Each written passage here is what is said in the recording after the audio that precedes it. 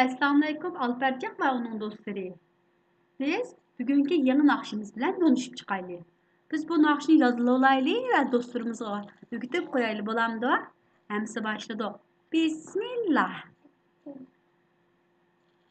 Ettigende tuğanda, yüz kolumuzni yuğanda, naştilikni kılganda, unutmaylı Bismillah.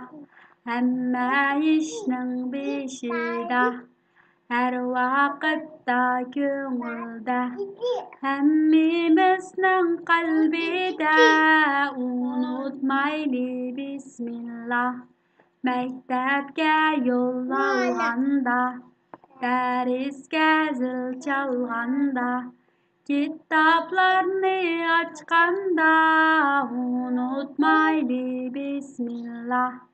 Hemme işnin beşida, her vakitta köngülde, hemmimiznin kalbide, unutmaylı Bismillah.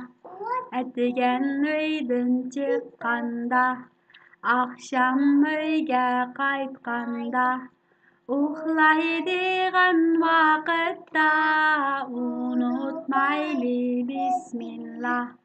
Hemme işnin beşida, her vakitta köngülde, hemmimiznin kalbide, unutmaylı Bismillah. Bugünkü nakşimiz bu.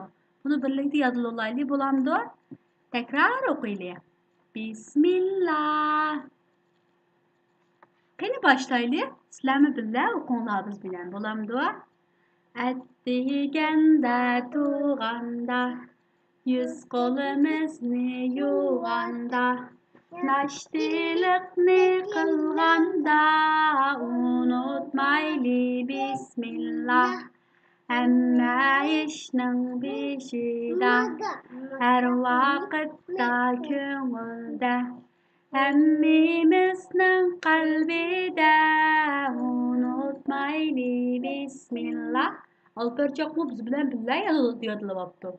Sen bu çokum yazılı olanlar, ileriki kısımda görüşelim. Allah'a emanet.